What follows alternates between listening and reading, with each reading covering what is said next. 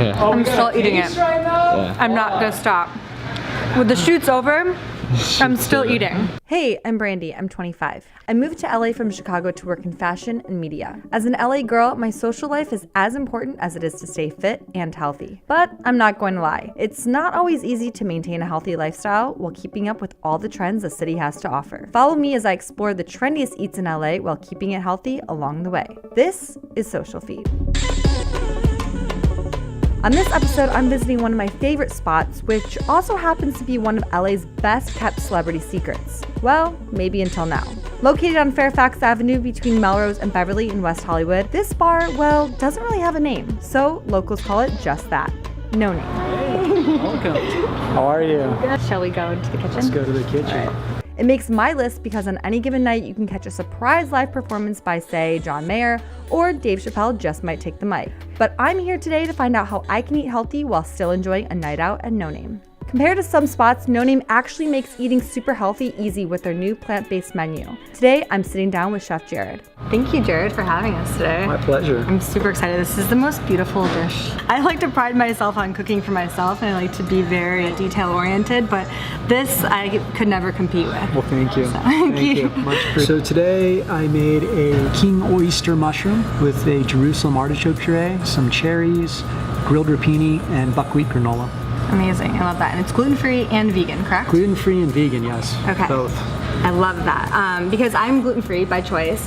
I'm not necessarily vegan, but I'm like semi-pescatarian. Okay. So I always like to adventure with new foods that are both gluten-free and vegan, and not a lot of places do it really right, you know? So it's cool that you kind of combine that creative element while still keeping it super healthy. Well, I've been eating plant-based for about a year and a half, so I'm trying to find ways to recreate dishes that exist on the menu or things I've made in the past. Just trying to create a dish that people are interested in eating, not thinking of it as a meat dish or a vegetable dish, but just it being good.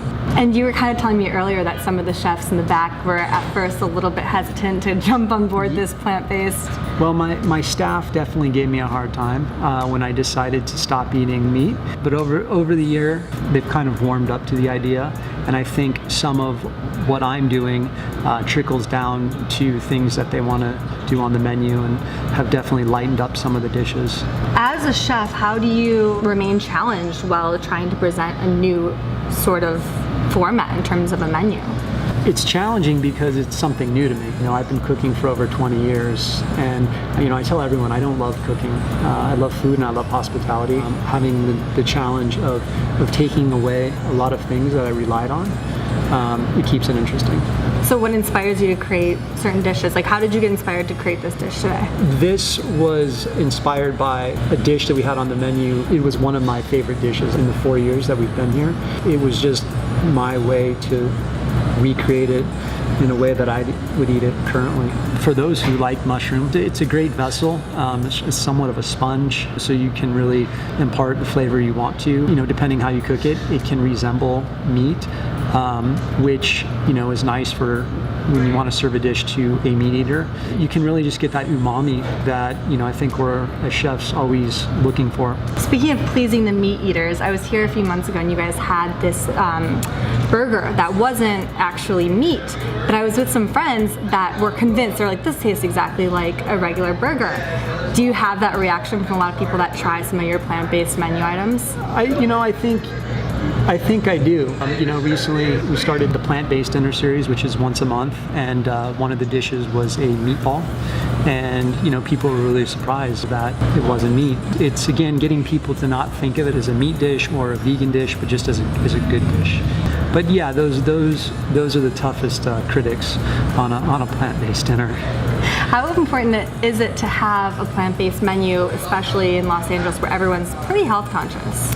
For me, it's become my lifestyle, and so, you know, the menu here exists with all of the classics that people come here for, you know, the fried chicken, the bolognese. But because I'm now more open to the idea of it, you know, people often will ask, and so I try to accommodate them. This is awesome. And what did you say the puree was again? I'm sorry. Jerusalem artichoke or sunchoke. Oh my god, it's so good.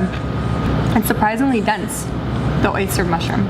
So is there a difference between the king oyster mushroom and an oyster mushroom? Oh, there is. These are just bigger. Okay. They're very phallic looking. Okay. Wow, this is really good. I feel like I want to do this granola with a cherry. I'm a granola lover. I think I have granola every single day. It's my breakfast. I'm still eating.